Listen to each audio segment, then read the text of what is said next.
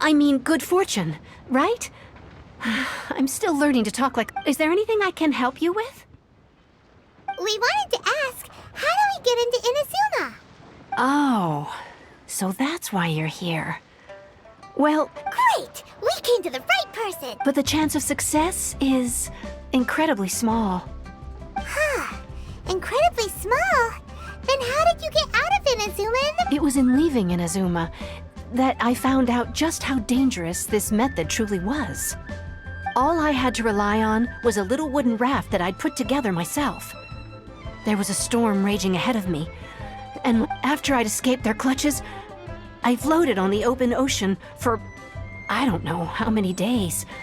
My rations and fresh water supply soon ran out, and I remember getting to the point where I was sure I'd reached the end. But to my surprise, my journey didn't end there. Or to put it another way, a new beginning found me. That's right. I escaped by the skin of my teeth. The fact that I'm even alive to tell the tale must be a sign that the gods were watching over me. What a horrible journey! And you set off knowing how dangerous it was? Why?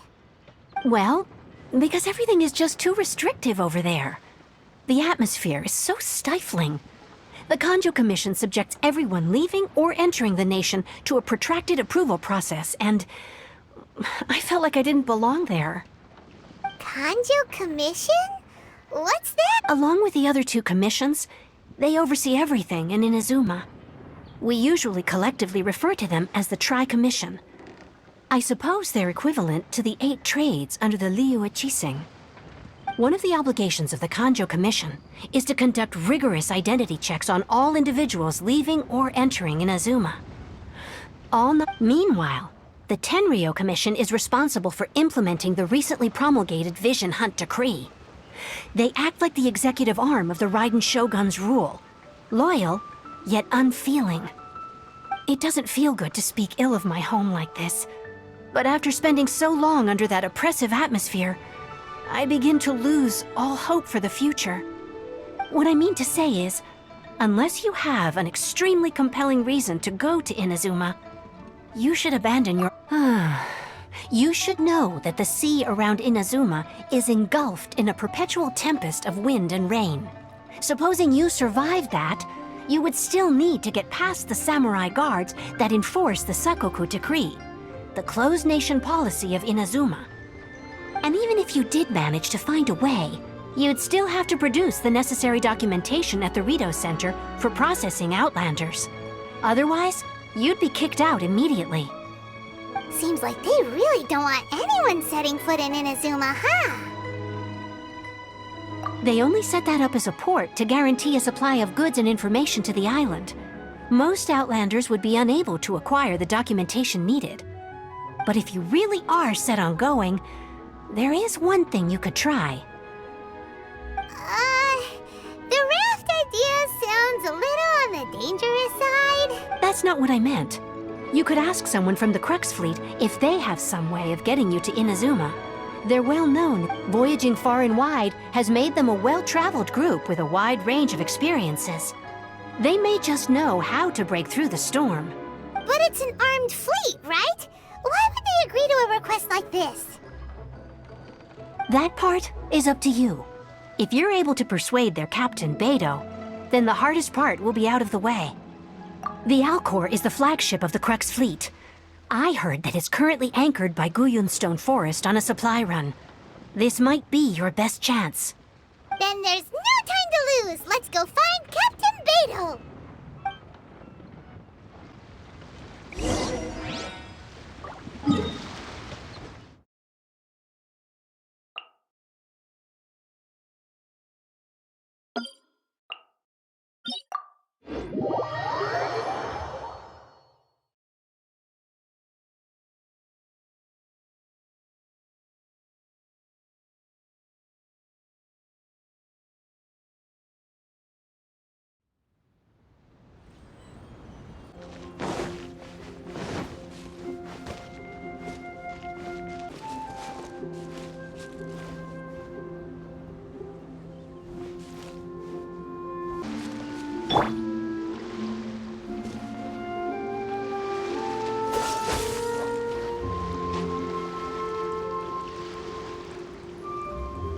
Dodge this! Dodge this! Cool it!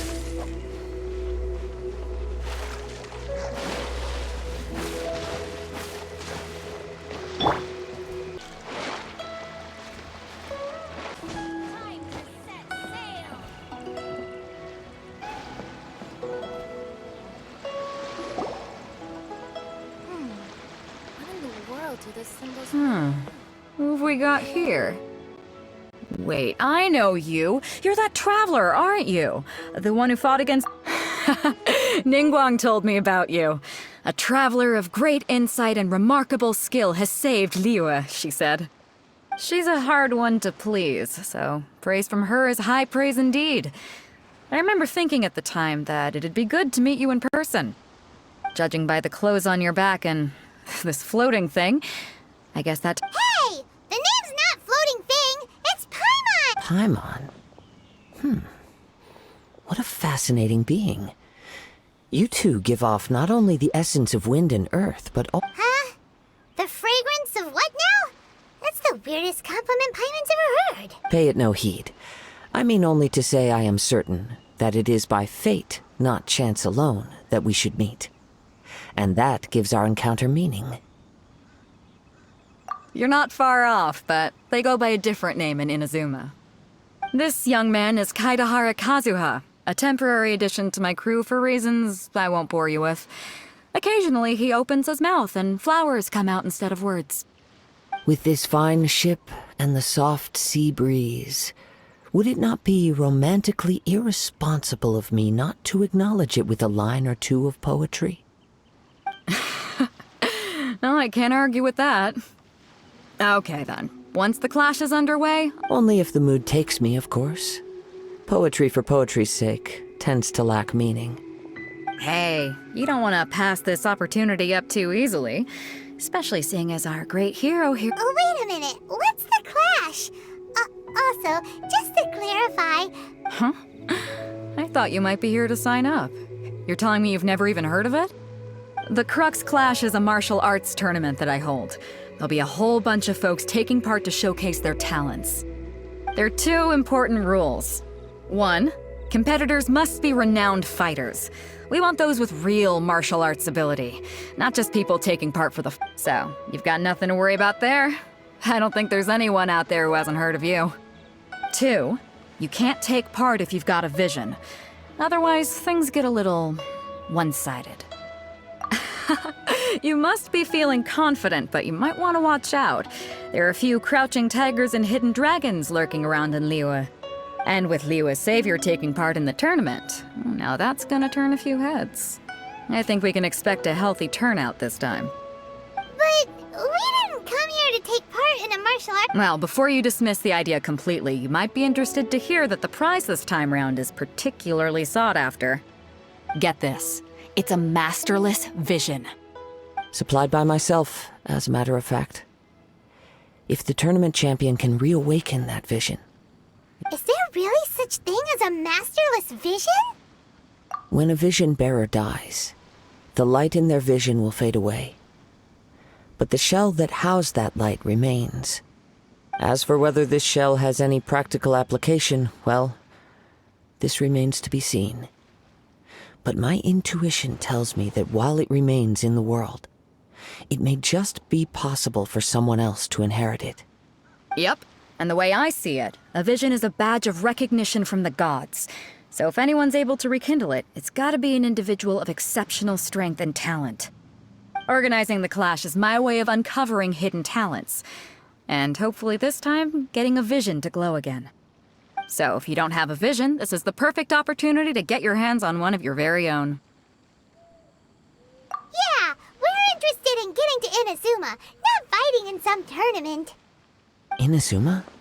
You want to go there? Well, why didn't you say so? Inazuma? No sweat. In that case, if you win the tournament, I'll give you a choice. Masterless Vision, or a ticket to Inazuma aboard the Alcor. Up to you. You just want him to take part in your tournament! What's wrong with that? The more talent we have, the better the tournament will be. I couldn't let a competitor like you fall through the net. What are we gonna do? Looks like we pretty much... Great. Then let's get you signed up. Head to the tournament arena in Guyun Stone Forest. Kazuha? It seems like it will only be a matter of time before the answer is revealed.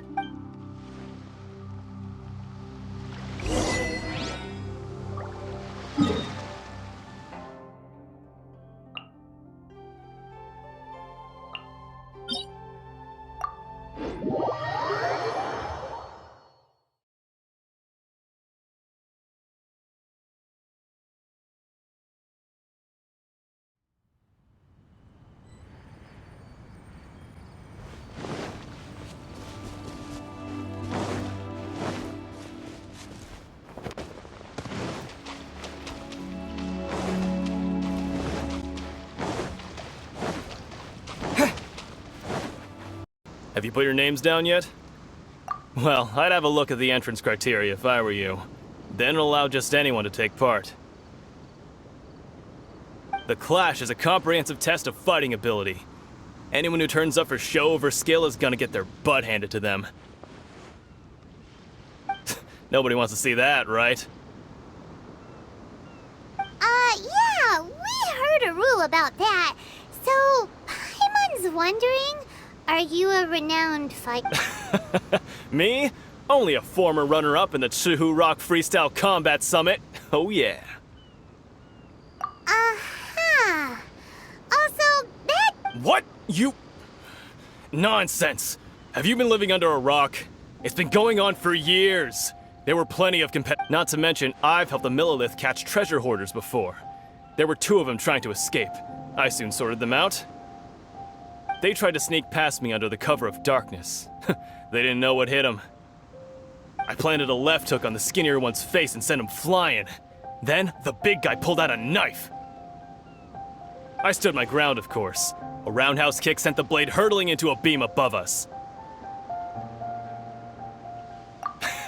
I told you. Unarmed, outnumbered 2 to 1, but I still got the upper hand. I'm not saying I came out completely unscathed, of course, but the fact remains that I did manage to subdue the both of them, and hand them over to the Millilith. Uh-huh. But for us, even 4 or 5 treasure hoarders at a time is all in a day's work. Alright, we're gonna keep... I'll see you in the arena, but I don't plan on losing to a pair of children anytime soon.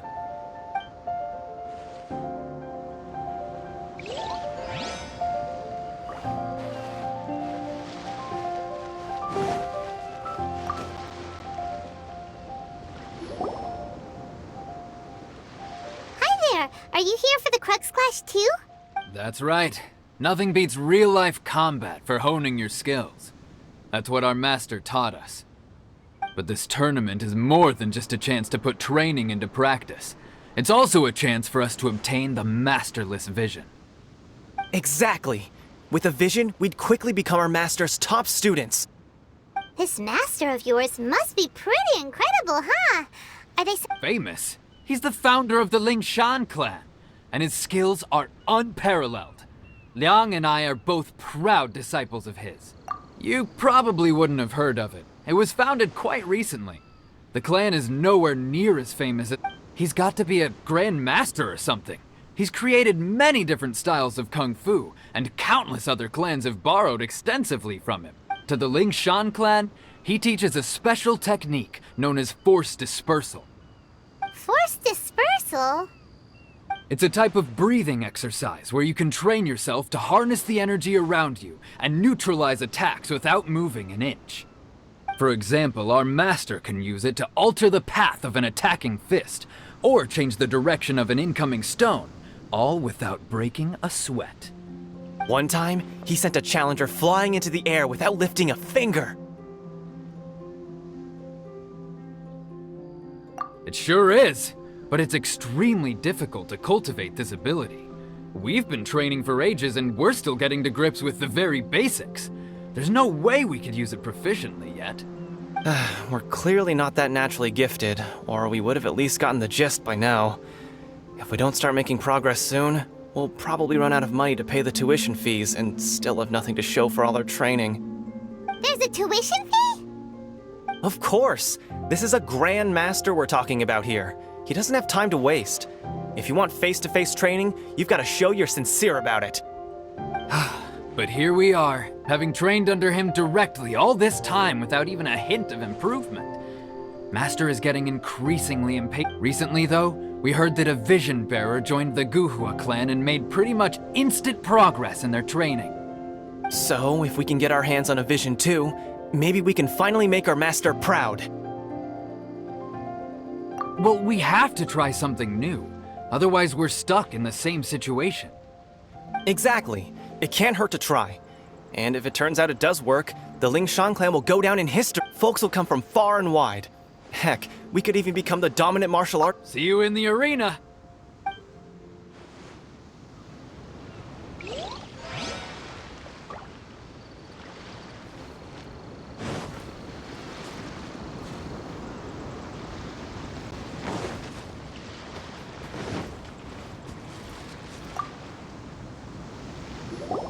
Hey, youngster.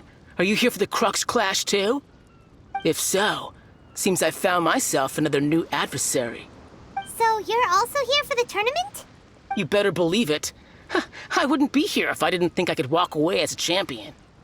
For me, obtaining a vision is the final and most important piece. No. It's not about what I want to do. This is about who I want to be. I know how that sounds, but let me explain. I've lived a successful life so far, without it. I've passed every exam I've ever taken, enjoyed numerous successful business ventures, and, in most people's eyes, I am already the very embodiment of the perfect person. Though, of course, I'd never let the praise get to my head. A vision. You have so much self-confidence. That's not important. I have a contact in the Crux fleet who was happy to vouch for me. So, they very kindly made special arrangements on my behalf. I've also brought along a bit of an entourage for moral support. It's such a blessing, really, to have so many good friends in my neighborhood. Of course, I also put in a few good days. Ha! You don't mince your words, do you? The arena will be the judge. Now then, if you don't mind, I need to finish my pre-competition routine. It's not too long now before you'll get to see me in action.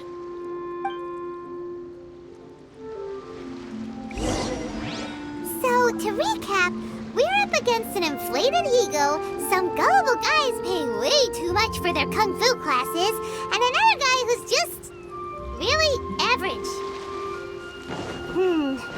Seems like you've got a pretty good chance of winning this thing.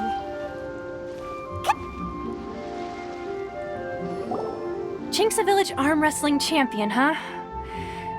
All right, you're signed up. Next, please. What's your name? Wait, aren't you? Did I hear that right? Is it really them? Huh? Aren't they a vision bearer, though? Why are they trying to enter the clash? I have to ask. Aren't you the traveler that helped Liyue fight off that ancient god? Oh, it's really him! The one that spoke with Lady Kuching at the rite of parting. Oh, I wonder if I can get his autograph later. I trust you are aware that only those without visions can enter the tournament? Really? But from what I've heard, the things you're capable of in combat are nothing short of extraordinary. You walk into the most dangerous situations imaginable, face off against— Yep, he still doesn't have a vision, though. See for yourself. My apologies. I didn't mean to be rude. I'm sure a great hero like yourself would have no reason to lie. Now, could I ask you to provide a few claims to fame? It's just a formality for you, of course, but I have to make a record of competitors' achievements as part of the sign-up process. So far, I've got defeated the ancient god Osail, so that's one. Do you have any others?